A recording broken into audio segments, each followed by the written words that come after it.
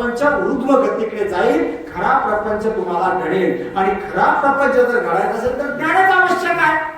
मग ते प्रपंच कसा करावा, किती वेळ करावा, तो करत असताना अध्यात्माची कास कशी धरावी, परमेश्वर कसा जोडून ठेवा. कारण प्रपंच करत असताना परमेश्वरामध्ये आणि आपल्यामधलं अंतर वाढत असतं. हे अंतर वाढलं नाही पाहिजे. प्रपंचात राहून देवामध्ये आपल्यामध्ये जवळीक होणार नाही, निश्चित होणार नाही. पण जरी जवळीक होणार नसली तरीही कमीत कमी अंतर तरी आपल्यामध्ये वाढलं नाही पाहिजे देवामध्ये आपल्यामध्ये प्रपंच करत असताना. याच्या करता गरजेचं आहे ज्ञान. प्रपंचात राहूनही आपण देवाशी जवळीक करू शकतो, देव जवळ ठेवू शकतो. पण कधी जर ज्ञान असेल तर. हो, मग प्रपंच करायचं तर त्यात तुम्ही पडलेला तो तुम्हाला करावाच लागणार आहे. मी म्हणत नाही तुम्ही लगेच सोडा, म्हटलं तर तुम्ही सोडणार नाही, शाश्वती आहे मला, त्याबद्दल माझं काही म्हणणंच नाही.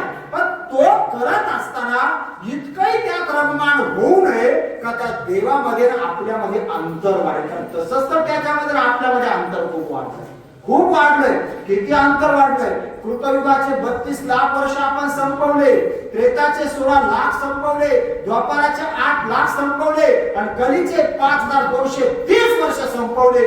तरीही देवामध्ये आपल्यामध्ये जवळीक होत नाही. म्हणजे किती वर्ष आपण वायाला घालवले.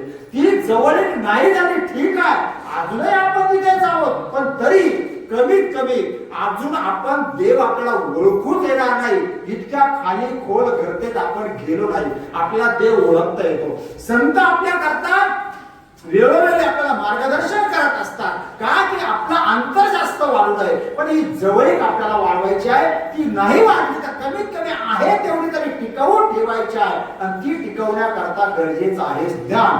आणि हे ज्ञान ग्रहण करत असताना आपल्याला जे जसं आहे त्याला तसं जाणून घ्यावं लागेल. तर त्याला म्हणतात ज्ञान. आणि ते आपल्याला समजावून घ्यावं लागेल. उगाच अज्ञानाचा पडदा डोळ्यावर पसू घेऊन आपण जगाला फसवू शकतो, प्रपंचाला आपण फसवू शकतो.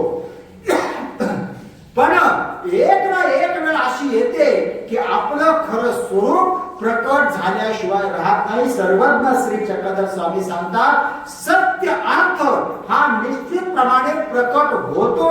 आणि होतो म्हणजे होतो, त्याला वेळ जाईल, काळ जाईल, पण सत्य लपून राहत नाही. म्हणून आपल्याकडं आपण उगाच आहे कमी दाखवणं जास्त, याला काय होतं, फजिती होत असते. हो, म्हणून जे खरं आहे, जे जसं आहे त्याला तसंच जाणं नितांत गरजेचं आहे. आणि नेहमी दुसऱ्याला जर आपण फसवायला गेलो तर आपली फजिती ठरलेली असते. मी एक दृष्टांत नेहमी सांगत असतो बघा.